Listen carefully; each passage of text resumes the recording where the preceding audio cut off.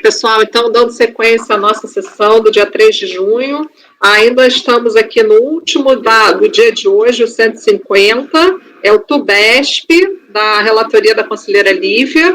Só avisar, então, por favor, conselheira, a senhora está com a palavra, e se der tempo a gente retorna aos anteriores, tá? Mas vamos... perdi só uma parte de transição de qual que é agora? Tá, a transição para o 150, o último. 150 da pauta de hoje é o último, tá? 150. É o TUBESP. TUBESP. Tá. Erro de preenchimento em DECOMP. Recurso da Fazenda em face de acordo 1402, mas de 2011. CCL, reconhecimento de direito creditório, alegação de erro de preenchimento de DECOMP, comprovação, apreciação, cabimento. Cumpre a autoridade administrativa apreciar as alegações de defesa no sentido de que incorreu em erro de preenchimento de DECOMP. Os autos foram encaminhados à PFN, que apresentou recurso especial com relação a um paradigma. Retificação após despacho decisório, que seria ilegítima, né? O segmento foi dado pelo presidente de Câmara nos seguintes termos. Examinando o acordo paradigma, verifica-se que traz o entendimento de que é inadmissível a retificação de DECOMP para alterar o exercício de apuração do saldo negativo de RPJ informado, quando a declaração retificadora é apresentada posteriormente à ciência da decisão administrativa que tem como homologação a compensação originalmente declarada. O acórdão recorrido por seu turno vem considerar que cumpre a autoridade administrativa apreciar as alegações de defesa no sentido de que incorreu em erro de preenchimento na DECOMP, inexistindo amparo legal para essa negativa.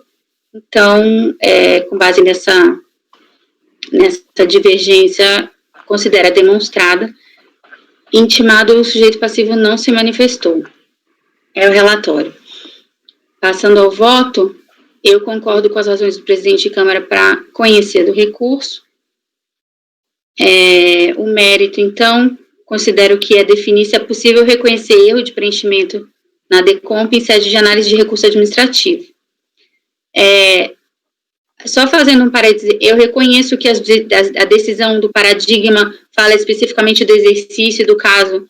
Eu não lembro se é esse o caso, mas para mim, genericamente, eu compreendo que os dois estão falando de retificação, alteração de dados de DECOMP após o despacho decisório, por isso eu considero que, mesmo que não seja igual a alteração de exercício vai no calendário, mesmo que não seja o caso, eu admitiria mesmo assim, só para definir os termos do conhecimento. Então, o voto aqui vai ser essencialmente o mesmo que eu tenho dado de retificação de DECOMP, que a partir do momento que o contribuinte apresenta a manifestação de inconformidade, ele instaura o processo administrativo, que visa a determinação de exigência de créditos tributários da União, e por isso podemos analisar tanto o lado do débito quanto o lado do crédito, que no caso de processo administrativo envolvendo o DECOMP, cito a declaração de voto da conselheira Edeli, que tem sido tida aqui como lida diferente, né, na turma.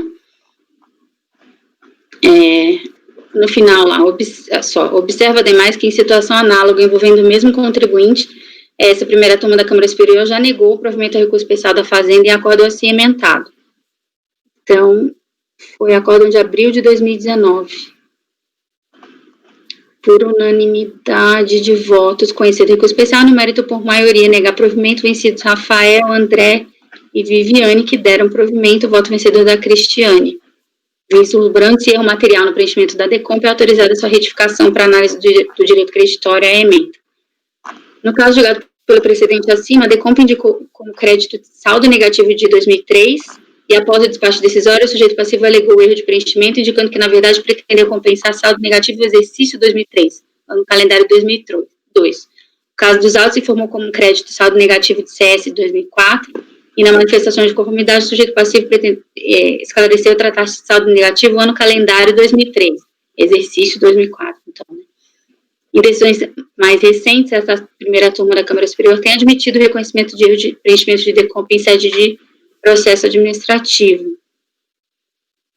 Cito aqui caso de fevereiro de 2020 e setembro de 2019. Assim, compreendo que a decisão recorrida foi acertada e não merece reforma, devendo-se, conforme lá determinado, retornar os autos à DRF de origem para que se aprecie a decomp, levando em consideração o erro de preenchimento, como foi decidido lá. Reconheço que o caso aqui é um pouco mais específico do que os outros, né? Aqui foi questão de exercício versus ano calendário. Tem conselheiros que consideram esse caso um erro evidente, que, portanto, poderia ser, sim, considero que é diferente. Para mim, não é, por isso que meu voto está assim, mas já fazendo o esclarecimento de que esse caso é questão meramente de erro mesmo, exercício versus ano calendário. Oriento meu voto para conhecer e negar provimento ao recurso especial. Conselheiro André.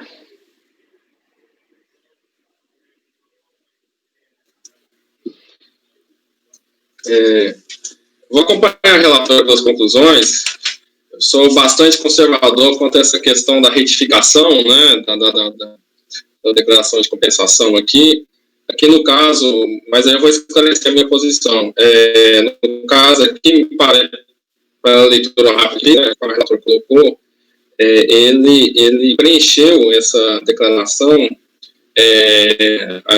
alegando possuir um saldo negativo de CCLL, aí eu vou abrir aspas, apurado de 1/1 de 2004 a 31/1 de 2004, fecha aspas, tá?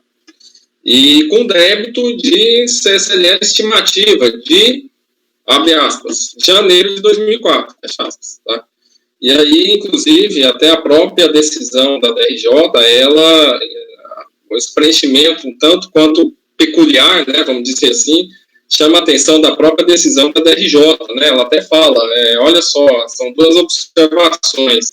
Primeiro, o contribuinte optou para o ano calendário 2004, tudo bem, regime lucro real anual e alega o saldo negativo, só que o saldo negativo você só vai apurar isso no final do ano calendário, né, e ela coloca ali, preenche ali essa data, tá? Então ela fala, é o que a DRJ até consiga disso aí, tá? Quer dizer, o saldo negativo somente vai ser aí apurado após o encerramento do ano calendário de 2004, né? E aí o alegado em débito refere-se a saldo negativo anual apurado no final do ano calendário, apurado no período, como eu disse, de janeiro, né? E outra coisa, o débito, né? A DRJ ela fala do débito. Ela entende aqui como uma impossibilidade até lógica do pedido, né, porque o alegado em débito, né, que seria o saldo negativo de 2004, comporta em sua apuração o próprio débito, que ele pretende compensar, que é a estimativa mensal de 2004, de janeiro de 2004, né, a DRJ até aponta aí essas inconsistências. E, então, aqui eu considero, sim, assim, aqui me parece ficar bem demonstrado uma ocorrência de uma inexatidão material, tá? Ainda assim, sendo uma inexatidão material, tem ali, ainda na IN, se a gente for estritamente dentro da IN, não caberia, porque teria sido esse pedido de retificação após a emissão do despacho decisório. Eu vou relativizar essa restrição da IN, tá? Entendo que aqui é um processo antigo, é um despacho decisório bem antigo, é um programa que não fazia nenhuma crítica dos dados inseridos para o contribuinte ali fazer encaminhar o pleito do reconhecimento do direito creditório, tá? Se coloca saldo negativo 1 de janeiro a 31 de janeiro, o programa acho que deveria fazer uma crítica nisso aí, tá? E aí você ainda coloca o débito, né, impossível de ser apurado, acho que deveria haver uma crítica também. Então, aqui, em razão dessas particularidades, eu acompanho a relatora, senhora presidente, por entender pela ocorrência de inexatidão material, e aí, relativizando a questão dessa pedido da retificação ter sido ainda que posterior à emissão do despacho decisório, mas por considerar que esse despacho decisório foi apresentado eletrônico e num contexto ali ainda muito incipiente da emissão desses despachos eletrônicos. Tá? Então, com a relatora, pelas conclusões. Ok, conselheiro André. Agora, conselheira Deli, como vota? Eu vou acompanhar a relatora pelas conclusões, só porque ainda tem uns trechos aqui da citação do meu voto que eu acho que não seriam aplicáveis. Eu até compreendo a utilização que se faz, e mais uma vez, por surpresa, né, a amiga dizia, né, você publica e depois as suas palavras vestem camisa listrada e vão pular o carnaval, né? Então, cada um lê com seus filtros, né? E agora eu estou lendo aqui, de novo, com os filtros desse caso, entendo, eu compreendo porque a citação, mas eu ainda acho que tem algumas referências aqui que não me deixam confortáveis de votar integralmente, que a conselheira Lívia acompanha pelas conclusões. A parte que o voto para mim, suficiente. Ok. Conselheira Amélia, como vota? Eu acompanho a relatora. Conselheira Viviane? Vou acompanhar a relatora também pelas conclusões do conselheiro André. Ok. Conselheiro Toselli, como vota? Com a relatora. Conselheiro Caio, como vota? Com a relatora, sem ressalvas. Eu até a minha decisão está citada aí da Peugeot, né? Só que também foi parcial, né? Só para lembrar aí, e com retorno à unidade de origem. Nesse caso, pelo que eu entendi, doutora Lívia, como a primeira decisão já determina o retorno à unidade de origem, não é isso? A senhora está concordando com a decisão, está negando o provimento ao recurso da Fazenda, né? O recurso da Fazenda que eu mantenho recorrido. Vai manter o recorrido. Porque cada hora é uma situação diferente, né? Porque nesse da Peugeot, eu decidi, exatamente era a mesma situação, e aí eu pedi para retornar, usando o parecer, exatamente como eu fiz agora há pouco. Então, sendo recurso da Fazenda, eu não poderia nem analisar esse caso. Se eu tivesse que analisar, talvez eu não desse retorno, não, mas eu não estava. Aí a senhora decidiu, então, deixar a decisão de primeira instância. Então, vou lhe acompanhar pelas conclusões, tá? Bom, então aqui deu unanimidade, né? Foi negado provimento, e pelas conclusões, André, Edeli, Viviane e Andréia. Mas aí cada conclusão foi uma conclusão diferente, né? A minha foi separada, a Viviane votou com o André nas conclusões, Edeli também parece que é uma conclusão, um fundamento diverso, né? Então a conclusão vencedora é a do André, certo? Não, fizemos 4-4, não é? Porque a minha conclusão é diferente da deles. Não, mas eu, Caio, Amélia e Toselli temos a mesma. Então, isso, então a de vocês ganhou, é verdade. É verdade, tá certo. Fizemos maioria. Mas aí, o Toselli votou com a relatora. O Toselli votou integralmente, é isso? Só para ter certeza. A Amélia também, integralmente. Então tá, eu achei que alguém tinha votado pelas conclusões, tá certo. Então é isso. Então tá tranquilo, e aí vencidos nas conclusões, né? André, Edeli, Viviane e Andréia, certo? Cada um. Eu vou fazer uma declaraçãozinha de voto, tá? Nesse aqui. Como as conclusões são diferentes, talvez fosse bom especificar para ficar clara a maioria desses fundamentos da Lívia. Eu vou fazer uma declaração de voto, tá? Não, mas eu falo mas fica claro no resultado. Já bota o resultado, tá? André e eu não sei como é que expressa em ata conclusões diferentes, André sabe? André, pode falar.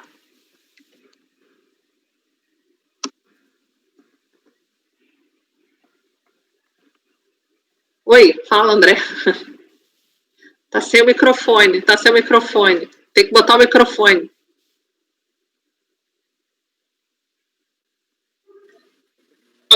Não, no meu caso, se a doutora Viviane concordar, eu poderia colocar no próprio resultado conclusões André e Viviane, por entender pela ocorrência de inexatidão material, né? Aí a gente deixa um pouco mais especificado. Eu acho que aí já estaria exatidão material, né? Passivo de correção em despacho eletrônico. Acho que aí ficaria claro para as conclusões assim, que estaria trazendo ali, quer dizer, estou negando o provimento, por entender que, no caso, se enquadraria na hipótese de inexatidão material em sede de despacho eletrônico. Aí deixaria Mas aí separado na ata. E Edeli e Andréia, pelas conclusões da DV, como é que fica na ata? Eu vou fazer uma DV. Eu vou fazer uma DV. Então, pode botar, no caso do André, consigna, já na decisão, não sei se ele vai querer fazer declaração de voto. Mas teria que ficar em ata tudo, não? A Andréia com declaração de voto.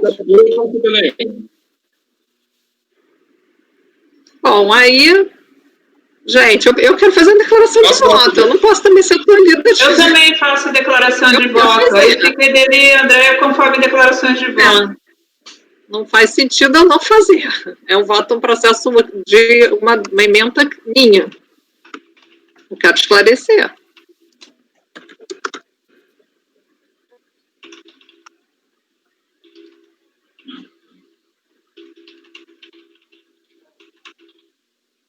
Então, como é que você quer, André? Não está me escutando? Está me escutando? Não? Alguém me escuta? Sim. Está me escutando? Tá. Sim. Então, olha só, gente. No TUBESP, tá? Por unanimidade de votos, foi negado o provimento ao recurso. Votaram pelas conclusões. André, Edeli, Viviane e Andréia. André e Viviane entenderam, conforme o doutor André explicitou, pela inexatidão material. É isso? Edeli e Andréia, DV.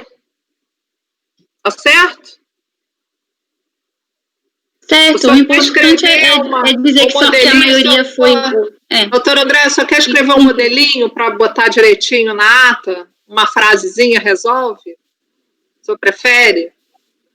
Não, uma outra sugestão. Então, diz que pelas conclusões uns 4, né? E aí, na declaração de voto, que um ou outro apresentar, fala que a declaração de voto expressa opinião exclusivamente da redatora. Então, eu declaro isso. Que aí fica claro que não reflete a opinião dos demais. Tá, eu concordo. Alguém discorda? Vamos fazer o seguinte, eu faço a DV também, pronto, eu vou fazer uma DV. O fato de ter duas DV já vai ficar claro que tem maioria, né? São duas DVs diferentes já fica. São distintos, são fundamentos distintos. Vamos deixar consignado.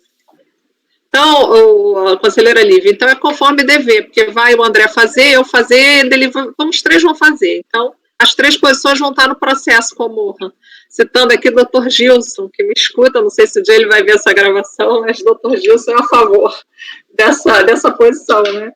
Então, em homenagem ao doutor Gilson Michels, vamos fazer 3 DVs, tá? Agora, passando para o processo da parte da manhã, do dia 2 de junho, tá? Processo da pauta item 1, número 1 da pauta, de relatoria da doutora Lívia, CIMédica. Ou não? Já foi? Ah, não, desculpa, gente. Já foi, faltam só 4, desculpa. O 10, a doutora Amélia, 10. O Moreira de Melo.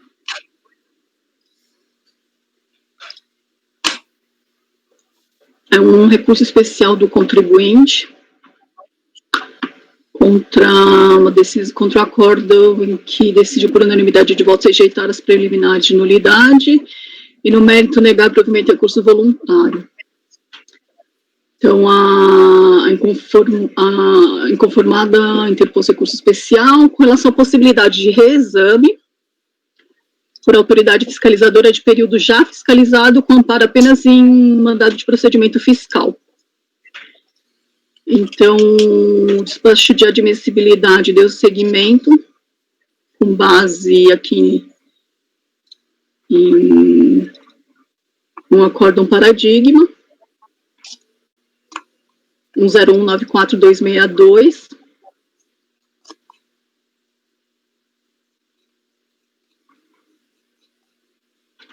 e a PGFN apresentou contrarrazões, pugnando pela manutenção do acórdão recorrido.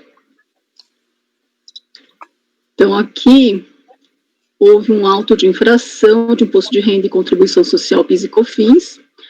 A ação fiscal foi aberta para verificar a regularidade dos recolhimentos de COFINS de 2007, estendida para IRPJ, CSL e PIS. Em consulta aos sistemas da Receita, verificou-se a falta de declaração de débitos de IRCS, PIS, COFINS e DSTF, e diante de tais verificações, o contribuinte foi intimado a apresentar documentos fiscais, onde foram elaboradas planilhas para o cálculo do tributo, detectadas diferenças, lavrado auto de infração. A DRJ acolheu o pedido, reduziu as exigências de PIS e COFINS, cancelando uma parcela dessas contribuições. Com relação à nulidade e ausência de ordem escrita do delegado para o segundo exame do mesmo período.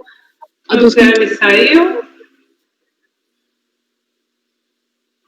Eu estou na escuta, é que eu estou passando um remédio no ouvido aqui, por isso que eu desliguei o vídeo, tá? Tá, tudo bem. Vamos aguardar, então, o retorno.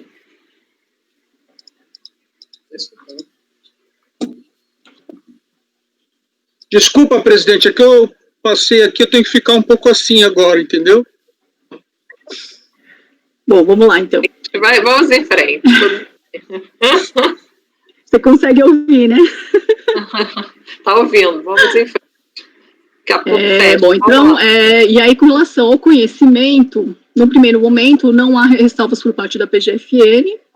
Entretanto, Benel, analisando a questão, verificou que o acórdão recorrido, ao tratar dessa preliminar, assim trouxe seu voto.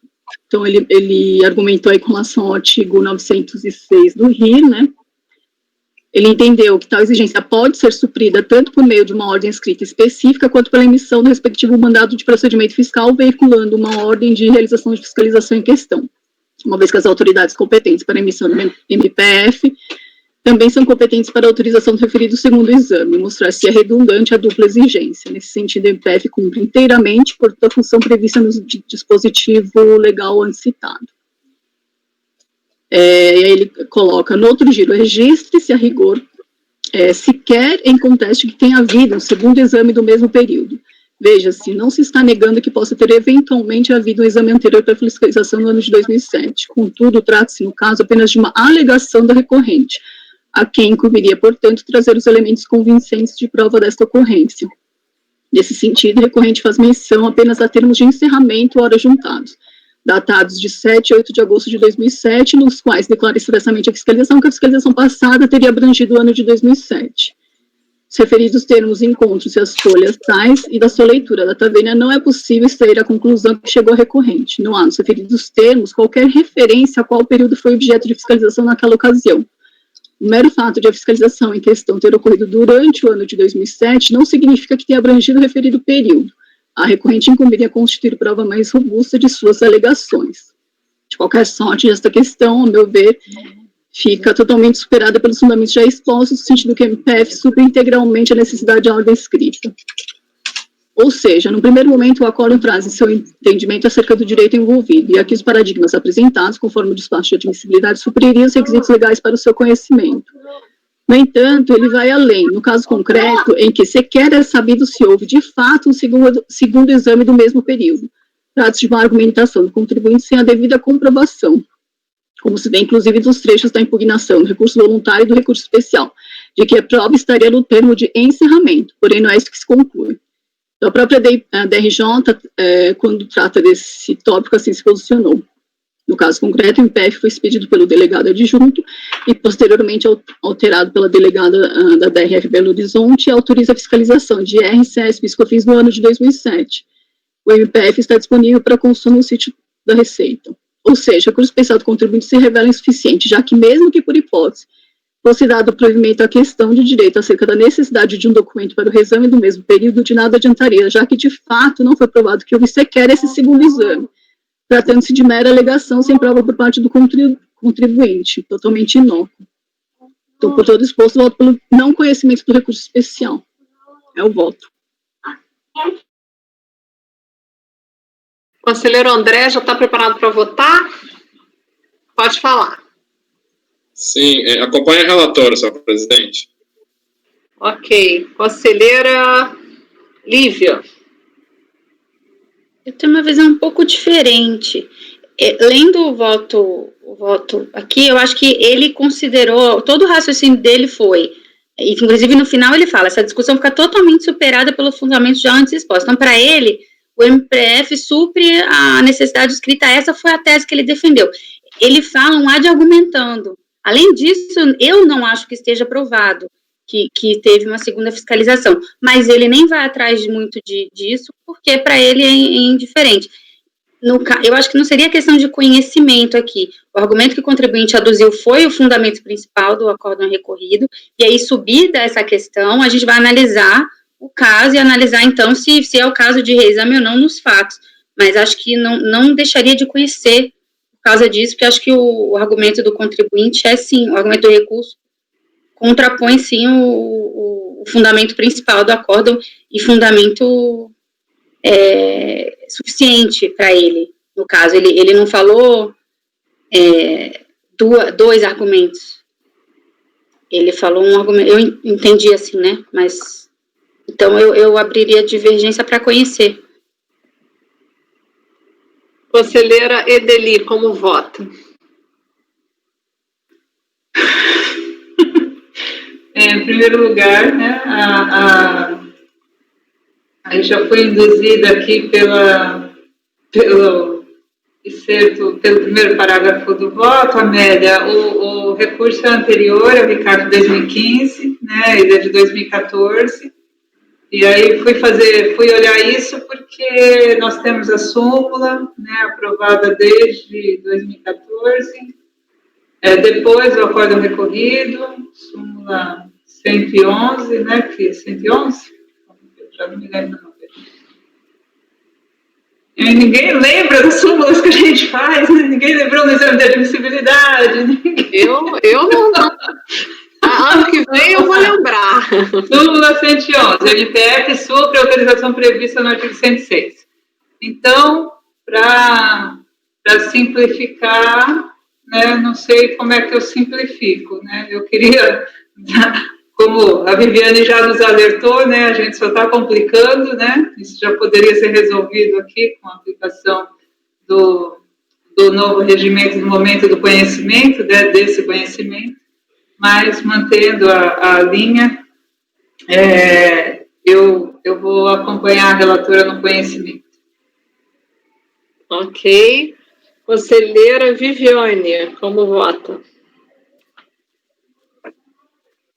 Lívia, peraí, vou dar a palavra à Lívia, Viviane. Eu preciso reformar minha orientação, entendeu? O acórdão recorrido está de acordo com a súmula, né? Então, eu altero e conheço, acho que até a relatora... Peraí, Caio falando que não, peraí. Não, porque o recurso é anterior ao RICARF 2015, e a súmula foi aprovada depois do acórdão recorrido. Então, eu estou acompanhando a relatora porque eu entendo que há mais fundamento inatacado. Tá, então não mudo meu voto. Esquece tudo que eu falo. Continuo, então, conhecendo e olhando no mérito. Conselheira Viviane, como vota? Vamos ficar essa situação mais uma vez, né? A gente está acabando conhecendo, deixando as súmulas e o regimento, deixando de aplicar o regimento atual. Eu sigo a relatora nesse sentido de existir mais de um fundamento, acompanho a relatora. Conselheiro Toselli? Acho que eu sou ainda o primeiro a ter mudado, né? Então eu acompanho pelas conclusões. Conselheiro Caio, como vota? Eu acompanho a relatora, sem ressalvas. Eu acompanho a relatora também. Então, por unanimidade de votos, foi negado conhecimento ao recurso. A vencida... vencida Lívia, por maioria, negado conhecimento ao recurso. Vencida Lívia, pelas conclusões, foi o conselheiro Toselli, certo? Só sugerindo a Amélia, cita a súmula, Amélia. Eu diria que súmula, eu tenho uma tese, eu vou deixar registrado, súmula que remete a artigo não é a melhor súmula, é a súmula da preguiça, entendeu? E daquela súmula... trabalho que deu para chegar nessa redação. Eu falei para te provocando. Eu estou te provocando. Hoje a gente conversa. Número 11, Fundação Salvador Arena, da conselheira Amélia. Vamos lá.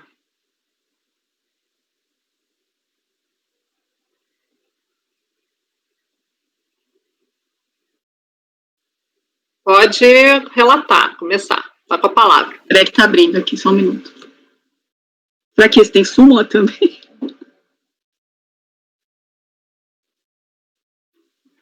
Estou aqui só para isso, Amélia. Perdão, é Fundação Salvador agora? Isso. Okay.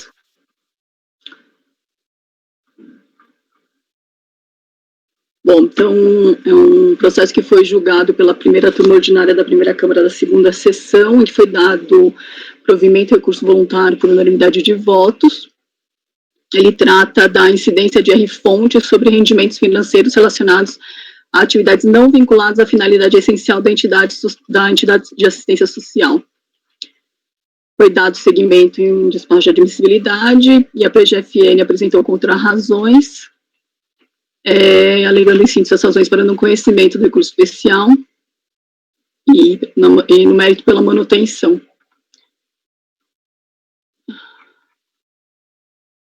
Foi um pedido de restituição de R-fonte, incidente sobre JCP, referente ao período de apuração de novembro de 2001.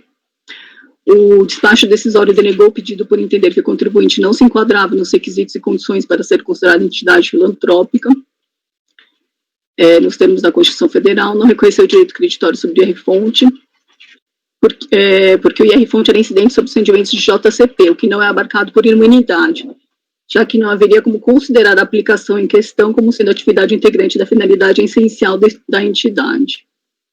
A entidade afirmou que a R-fonte em questão é resultante da devolução de empréstimo compulsório de que trata o Decreto-Lei 1512, Eletrobras, consta dos autos do aviso de pagamento de juros e de emissão da Eletrobras. No recurso especial foram apresentados para o ponto admitido os seguintes paradigmas: 303.32.791, que trata de imposto sobre a propriedade territorial rural, e o acórdão 303.32.791, que trata de uma isenção de sindicato. A recorrida salienta que tais paradigmas não devem ser conhecidos diante da ausência de identidade fática entre eles e o acordo recorrido. Da mesma forma que os demais processos dela, em que a Fazenda indicou os mesmos acordos, os mesmos foram inadmitidos, todos de igual teor. Eu fiz a busca desses processos no site do CARF, mas no Comprat já se encontram arquivados. São esses aqui que eu listei. Então, aqui, isso aqui ela juntou, então, a recorrida juntou. Em análise dessas decisões comparadas, verifica-se importante distinção no suporte fático entre os acordos recorrido e paradigma. Uma vez que nos acordos paradigma não se discute, como no caso do acordo recorrido, a imunidade de rendimentos recebidos a título de JCP decorrentes de aplicações oriundas da devolução de empréstimo compulsório. Para que fosse caracterizada a identidade fática, seria necessário que a Fazenda Nacional demonstrasse que os casos apreciados nos acordos colacionados com paradigmas referissem-se ao não reconhecimento da imunidade nos rendimentos recebidos por entidades sem fins lucrativos a títulos de JCP, decorrentes de aplicações oriundas da devolução de empréstimo compulsório, por considerar que tais aplicações não estão relacionadas às finalidades que lhes são essenciais. Então, aqui foram os fundamentos de inadmissibilidade do recurso especial naqueles outros casos. De igual forma, no exame de admissibilidade interpostos desses mesmos PAs, em que foi mantido integralmente o despacho de inadmissibilidade. Eu localizei também um outro processo com acordo 9202.007.707, de março de 2019, também da mesma contribuinte, cujo RESP da PGFN não foi conhecido diante dos mesmos acordos ou paradigmas apresentados. Então, aqui também eu trouxe a colação.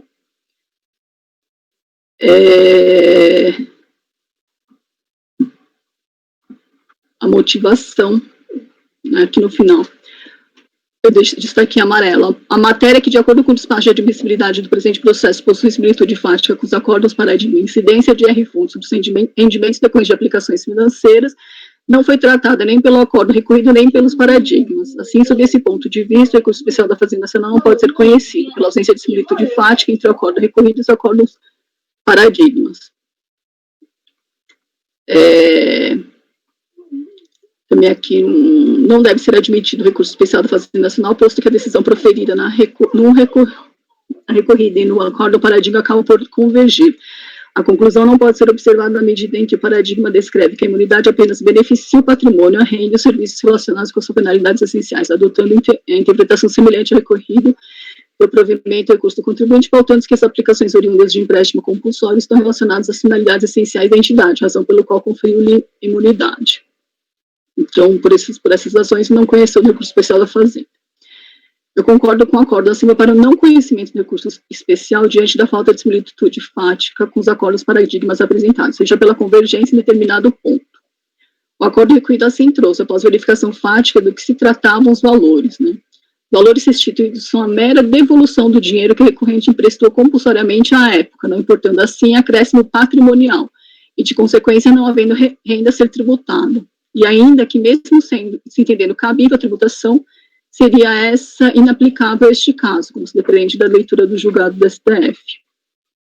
Então, reconhecida a imunidade tributária nos casos de aplicações financeiras praticadas por entidades descritas no artigo 150, preenchidos os requisitos do artigo 14 do CTN.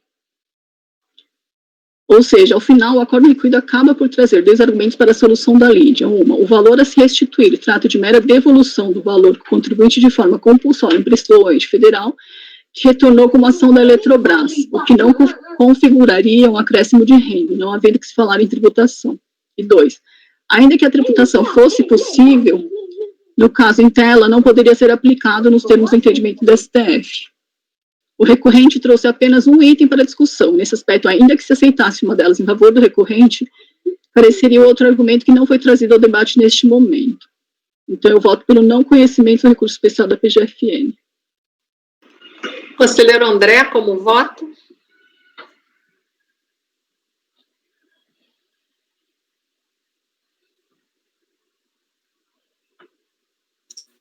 Está sem microfone.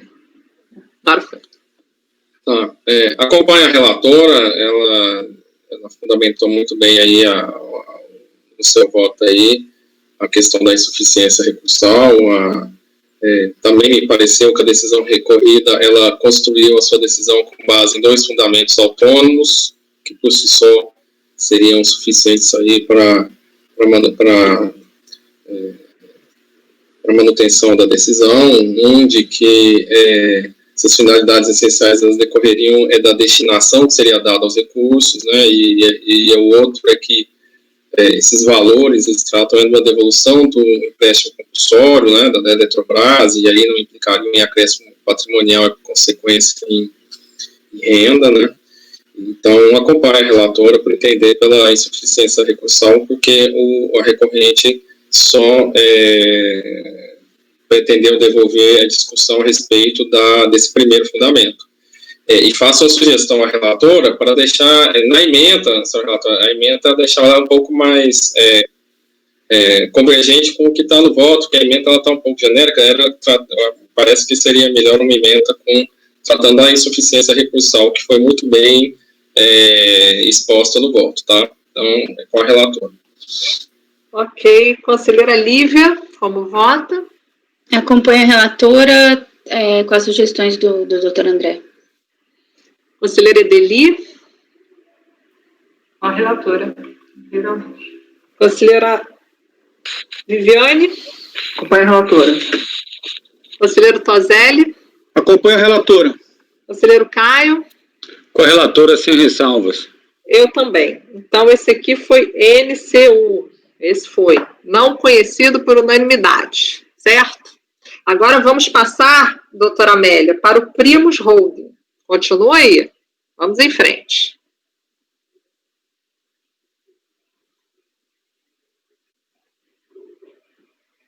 Está abrindo aqui. Número 12, tá, pauta.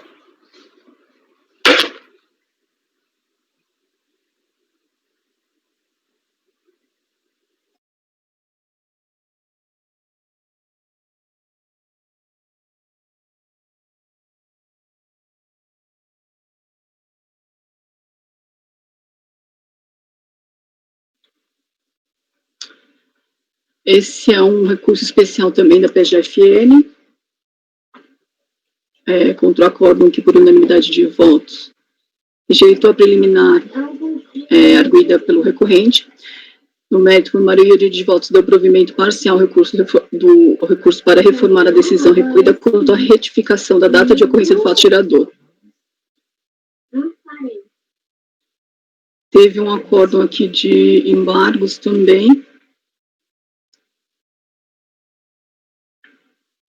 A PGFN entrou com um recurso especial alegando dissenso de jurisprudencial com relação à possibilidade da autoridade julgadora corrigir equívoco existente no auto de infração e remessa à autoridade fiscal para que efetue a retificação do auto de infração. O recurso especial da PGFN foi negado seguimento diante da falta de divergência interpretativa e falta de indicação de paradigma. Contribuinte de igual forma inconformado interpôs recurso especial alegando divergência jurisprudencial com relação aos seguintes pontos: nulidade do lançamento por erro na data de ocorrência do fato gerador. Na verdade, ela argumentou por vários outros aqui, o que prevaleceu foi apenas esse item A.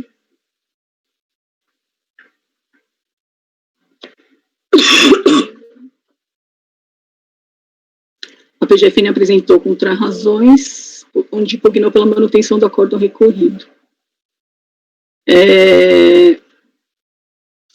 Trata-se, então, de um auto de infração relativo à falta de recolhimento, declaração de imposto de renda IR-fonte, né, sobre pagamentos ou créditos efetuados a sócios ou acionistas dos juros a título de JCP, com fato gerador ocorrido em 3 de fevereiro de 2006. Cientificado do auto de infração, o contribuinte apresentou impugnação, que ela justificou por ocasião do pagamento da JCP aos sócios do impugnante, ensejou o presente lançamento e a R-fonte foi compensado com o mesmo procedimento, agora a partir do valor de R-fonte devido, quando o impugnante recebeu JCP da empresa BIC, corretora de câmbio e valores. Por um equívoco, o impugnante deixou de declarar o referido IR-fonte em DCTF, contudo, tais valores foram devidamente declarados no DIPJ do período.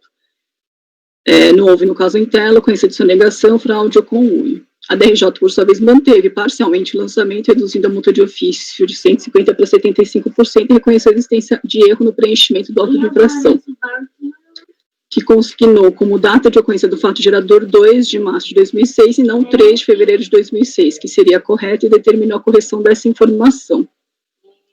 O contribuinte apresentou 2 acórdãos paradigmas para sustentar a divergência jurisprudencial. Então, 301.001.937 e 1402.001.868. O acórdão recorrido superou a preliminar de nulidade, acompanhando o entendimento da maioria da DRJ, no sentido de que o mero equívoco na grafia da data do fato gerador, tendo sido trocado o dia pelo mês, não trouxe qualquer prejuízo à recorrente. Entendeu ainda que, como a contribuinte teve pleno conhecimento das infrações que lhe foram imputadas, tendo apresentado sua impugnação juntamente com os documentos necessários à sua defesa, não houve prejuízo pelo erro da grafia acima reportada.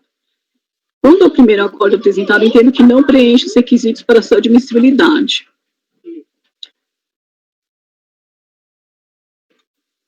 Como se verifica dos seguintes trechos, o próprio TVF se mostrou confuso. O auditor fiscal não levou em consideração a documentação apresentada pelo contribuinte, levando a autuação tendo como data de fato gerador um outro período, que não o correto. Ou seja, o suporte fático deste acórdão com acórdão recorrido não é o mesmo. No TVF, o fiscal entendeu que o fato gerador do R-fonte ocorreu em 3 de fevereiro de 2006, data do pagamento do juro sobre capital próprio, porém, na identificação do fato gerador, coloca 2/3. Diferentemente do caso do acórdão paradigma, o próprio TVF demonstrou confusão do auditor quanto aos próprios fatos. No segundo paradigma, a acusação fiscal trata de uma venda de imóvel realizada em 31 de março de 2010 e assim o TVF realiza a descrição dos fatos. Porém, ao realizar o lançamento, considera o segundo trimestre do ano. E diante dessa preliminar de nulidade citada da tribuna, o colegiado acolheu nos seguintes termos. Aqui é bem extenso aqui. Mas esse segundo paradigma, eu entendo que preenche os requisitos do conhecimento. Ambos trataram do erro da indicação da data do fato gerador dentro de um contexto fático semelhante, porém tiveram desfechos diferentes. Então, eu conheço o recurso especial do contribuinte com relação ao segundo paradigma apresentado. Pode ir para o mérito, Amélia. A gente julga.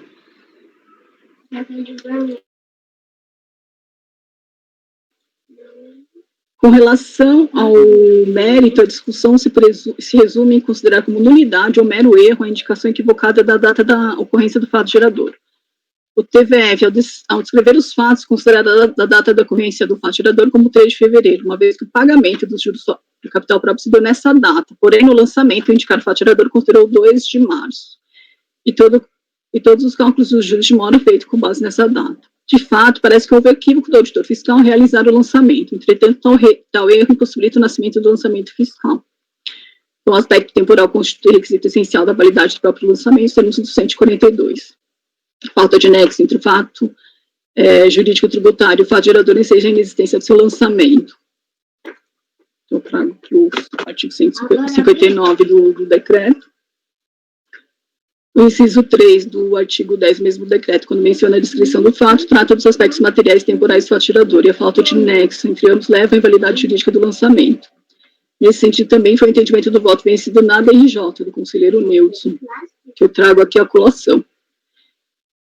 Conforme se verifica os registros contábeis do autuado, o pagamento de JCP com o mesmo valor que serviu de base de cálculo do lançamento ocorreu em 3 de fevereiro de 2006, o que permite concluir que o crédito tributário a ser exigido seria aquele com período de apuração no 1º decênio de fevereiro de 2006 e vencimento em 15 de fevereiro de 2006, conforme ali a agenda tributária de fevereiro. Verifica-se assim um erro na determinação do fato gerador, especificamente o seu aspecto temporal.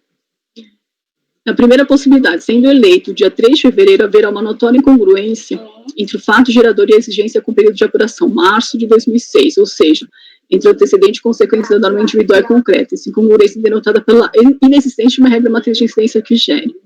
Assim, essa possibilidade é teratológica. Ademais, no caso de se tentar o saneamento do vício por meio da retificação do crédito tributário lançado, fazendo a sua data mudar de 2 de março para 3 de fevereiro, implicaria o necessário aumento dos juros moratórios devidos, que corresponderiam ao agravamento do lançamento pela autoridade julgadora, o que é defeso no ordenamento jurídico pátrio. Na segunda possibilidade, sendo eleito dia 2 de março, não haverá suporte fático para sustentar a norma individual e concreta, pois não houve pagamento de juros sobre o capital próprio nessa data. Assim, essa hipótese é impossível, uma vez que a regra matriz de incidência que poderia gerá-la nunca seria ativada, pela ausência do seu antecedente. As duas possibilidades existentes apontam ambas para a inexistência da obrigação tributária pretendida. Então, eu entendo que houve um erro no aspecto temporal do fato gerador, e a nulidade deve ser acolhida, cancelando o respectivo lançamento por nulidade material. Conheço do recurso especial para no mérito dar-lhe provimento. Eu voto. Conselheiro André, como vota? Eu vou abrir divergência em relação ao mérito. Entendo que, no caso aqui, a questão do aspecto material e uma eventual afronta a esse aspecto material, ele teria que estar associado a um erro de direito. Vou fazer uma analogia para poder me fazer entender melhor. Por exemplo, em determinadas situações, nós nos deparamos aqui com alguns lançamentos de PIS e COFINS trimestrais. Por quê? Porque aí, muitas vezes, aquele regime de apuração trimestral de RPJ e CCLL, e aí, lançando ali o PIS e COFINS em decorrência, em vez de a autoridade fiscal ela fazer os lançamentos mensais, ela faz os lançamentos trimestrais. Aí entendo, sim, que há uma afronta ao aspecto temporal, por entender aí, está associado aí a um erro de direito. Realmente ali é um aspecto material ali que está sendo realmente violado, lançamento sem base legal. Nesse caso aqui, me parece bastante evidente aqui a inexatidão material, né? Então, você aqui tem uma alternância ali entre os números ali da data e do mês, tá? Então, assim, nesse caso, não me parece ali haver uma vinculação, uma associação com o erro de direito, tá? Assim, a atuação está bem posta, está bem fundamentada, os fatos estão bem claros, conforme até colocado tanto das decisões, a própria decisão da TRJ, ela coloca que em nenhum momento essa questão obstou a defesa ali da parte, tá? E é isso, senhor presidente. Então, entendo aqui que, nesse caso aqui, eu não tenho uma incorreção de aspecto temporal associada a um erro de direito, que realmente é uma inexatidão material e que é passível de correção. Então, há divergência nesses termos. Ok. Conselheira Lívia, como vota? Compreendo a alegação, mas não concordo do doutor André, de erro de direito. Acho que nesse caso está claro que é um erro quanto ao aspecto intrínseco do fato gerador, né? É um aspecto temporal do fato gerador, então é um erro do lançamento. Então, concordo integralmente com o voto da conselheira Amélia. Só faria a sugestão, Amélia, de colocar ali, só para não dar problema na formalização, é só recurso da Fazenda. Tá, os dois. Só para não voltar. A não foi admitido. Não foi aceito. Então, só para não voltar da correção. Conselheira Edeli. Acompanho a divergência, o doutor André expôs com muita profundidade a questão. Acho que a inversão dos números deixa patente que não houve um erro de direito, né? Que houve ali um erro de digitação. Então, e a solução dada no acórdão recorrido, ela me parece muito pertinente, né? A DRJ havia mandado corrigir a data do fato gerador. Para isso, eu entendo que haveria um agravamento de exigência, seria necessário um lançamento complementar, né, porque teria consequência de juros, mas em termos de invalidade do ato, entendo que é inexatidão sem prejuízo à defesa, né, por isso acompanho a divergência. A Tainá está querendo falar? Fala, Tainá. Doutora, a gente vai precisar encerrar a gravação. A gente só está acabando de votar, pode esperar só essa votação rapidinho? Sim. Rapidinho, tá. Edeli votou com a divergência, certo? Então, agora, Viviane. Com a divergência também, já pelas razões já expostas. Tá. Conselheiro Tozelli. Esse caso é interessante, porque, na verdade, eu também já me manifestei diversas vezes que a data do fato gerador, o aspecto, né, aquela coisa de PUC que eu estudei, o aspecto da incidência, aspecto temporal, ele é intrínseco ao fato gerador, e realmente errar aí, ele é causa de nulidade. Mas eu sempre tento equiparar os dois lados, né, várias vezes eu voto para superar eventuais erros de preenchimento, de decomp. Agora, por exemplo, o voto passado, o contribuinte errou quando indicou qual que era a origem do crédito. Mas os próprios autos, a gente vê que ele sempre quis se manifestar de um outro crédito que acabou tendo sido formalizado. Aqui, se não tivesse uma clareza no TVF, de que o TVF fala que o fato gerador do fonte é diário, e na hora que ele transporta para o cálculo ele só muda o dia pelo mês, essa inversão de números, como levantado pela Edeli e o fundamento do Dr. André, isso para mim me mostra também que assim como o contribuinte erra no formalizar a sua intenção, o fiscal sempre considerou, em termos de lançamento, materialmente o fato diário na data do pagamento do JCP. Mas na hora de transpor isso para aquele quadrinho, naquela pagininha do TVF, ele acabou trocando as datas. Então aqui eu não vejo também como um erro. O erro do direito, para mim, não é só em aspecto material, o erro do direito também. Então, por exemplo, se ele tivesse considerado fato trimestral, fato mensal, não diário, não tendo considerado a data do pagamento, falado isso no entendimento dele, eu acharia que a gente estaria diante de uma nulidade.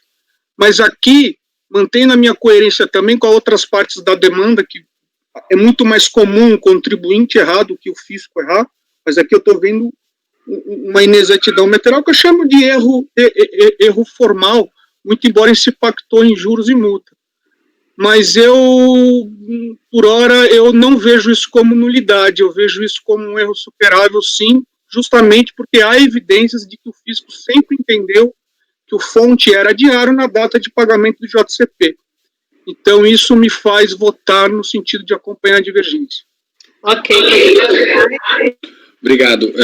Em respeito aos servidores do CARF, eu vou abreviar toda a minha fala, mas eu vou só pontuar duas questões.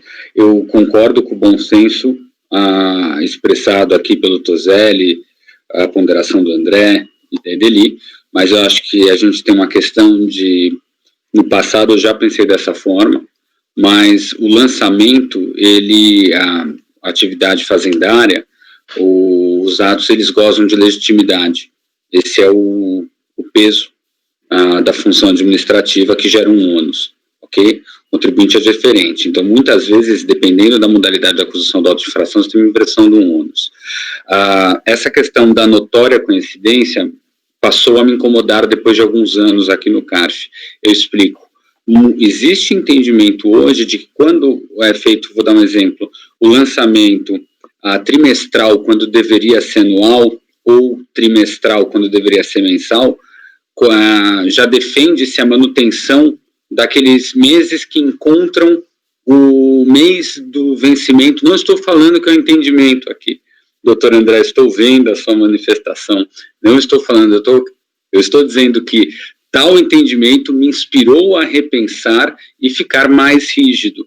Eu fico tranquilo, a maioria dos meus entendimentos vão numa linha mais formalista, então eu acho que inclusive eu fico também bastante consonância com a minha própria jurisprudência. Então, feita essas ponderações, que eu gostaria de fazer muito mais, eu acompanho a relatora. Ok, eu acompanho a divergência, então foi negado o provimento por maioria, vencida a relatora Lívia e Caio, e André faz o voto vencedor? Tá? Ok? Então, Tainá, muito obrigada.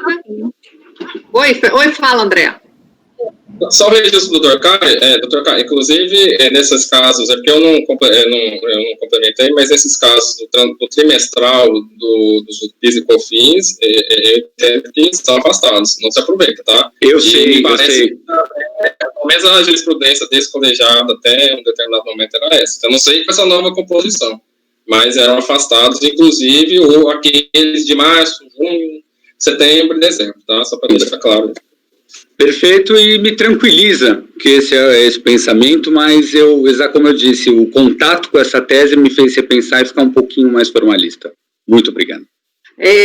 Tainá, pode encerrar a gravação, agradeço. A gente encerra por hoje a sessão e a gente recomeça amanhã às 9 horas. Tainá?